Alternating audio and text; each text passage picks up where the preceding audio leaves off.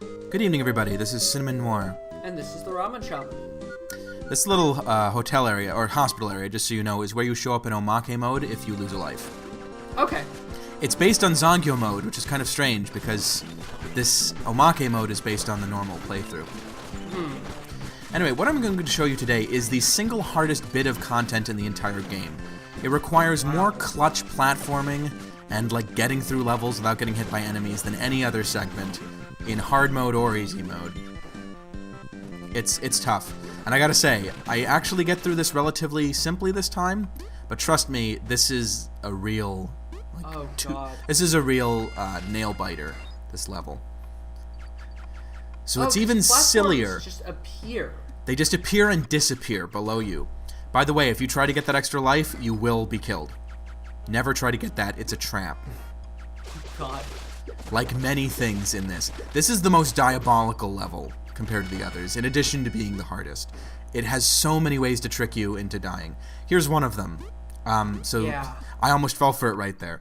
These things fall at differing rates of speed, which means that at any given time, they might trap you in this. Yeah, I was seeing that earlier. Don't go over to the right there get either. Squished. Don't go over to the right there either, because that's spikes, and if you jump on that, you will get hurt and then fall to the abyss. You need to go through this. This is the single hardest jump to make in the entire game. Believe me, this thing has killed me a dozen times. It kind of looked easy there, but it is not easy. Because you're getting the one take where you actually did it pretty well. Kind of, yeah, I got lucky here. So I do not trust this area. I am sure that, like in other parts, there are some holes here which are designed to look like solid ground. So I go above. You can use those little watery areas to jump way up into the air. Oh, by the way, here's an almost unavoidable enemy that comes at you from the screen. Have 1 gold? That's right. By the way, these fish are not fish. They're poison bubbles. Run into them and you will get hurt. Oh, jeez. Oh, wow. Yeah, now we have a room full of bees. Not the bees. No, this is actually one of the better, like, easier rooms in this whole thing. Oh, wow. And then we have this glitch music, which is just designed to unnerve you. Have you noticed the circle in the middle of this room? Uh-huh. So while the rest of this room is water, the circle is not, and as soon as you touch it, you will sink right to the bottom. Falling through the ground. That is weird. Also, do not try to get that life, because the ground underneath it is not solid. As soon as you go for it, you will fall into the pit and die.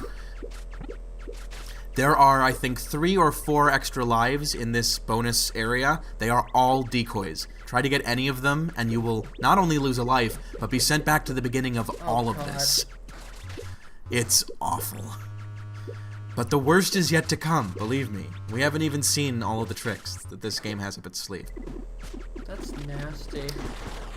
So here we see a bunch of those jumping TVs, which I think we first saw in level 5 of Overtime Mode, and the timer from our boss rush we just did. It's not working, obviously. Also, when you hit these little things, when you hit the little circles, instead of disappearing, they turn into, like, what is that, moss? I have no idea. Oh, God. But they just glitch out. Does that current time thing actually keep track of your time at any point? No, it's always 0. I guess not. The current time thing is supposed to appear in the boss rush at the end of Omake Mode, which is just another way that this is weird, because this is the beginning of Omake Mode. You can get here right from the beginning, and it shows you something from the end. This guy, another trap. He will blow you into the abyss. And in fact, he goes... Oh, God. His wind is so strong that you will have to do a double jump in midair not to be pushed back into the abyss instantly. Oh, wow. Here's another bit of fun. So we have this water that's floating in the abyss. You have to jump on these ducks. Huh. Now, one thing to remember, these ducks cannot fall. It kind of looks like they can, which will make you jumpy and make you want to jump off them quickly. Don't do that. Stay on the ducks because they are safe. That is...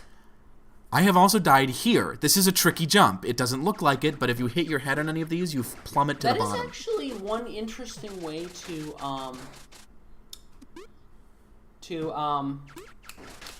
one clever thing programmers can do in hard levels is make certain things deceptively safe.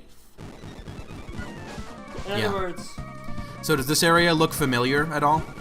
The 2 platforms we jump down and then a boss comes in? This is the first boss in the game, but he's invisible. Yeah. Luckily, we get rid of him quickly. I only had 2 hearts at this point, so if this battle had gone on, I could very easily have died here and had to start the whole thing all over again. But this is the final heart attack-inducing segment. No more worries after this. It's easy. Just get through it.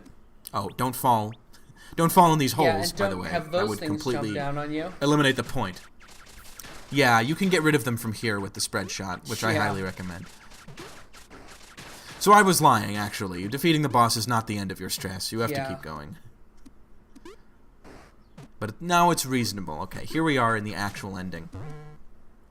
There is a Kero Blaster upgrade, or just the Kero Blaster if you don't have it yet, up there. Kind of hard to figure out how to get to it, actually. The exit's over there to the left. There's the cat and frog sign from our workplace. But actually, what you have to do is jump on top of these blinds, because they're solid. Or, no, maybe it's the bookshelf? It's hard to tell. That elevator is a decoy, it's not real. Go back through these things. Yeah, there you go. Yeah, there we go. It's like, what the hell was I thinking? How did I do this?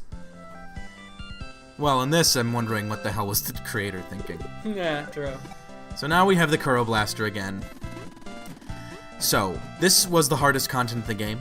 I hope when you play this game, which you should, that you are able to get through it, because it is tough. But this is the last little bit of content we'll be doing. We'll have maybe one bonus video to show you the final credits, but for now, this is the end of this game. I don't know what to say about this game. I love it to pieces. It's lots of fun, worth playing, and I hope you've enjoyed it as much as I have. I think Spelunky is the only thing I've seen him get more into. I do like Spelunky.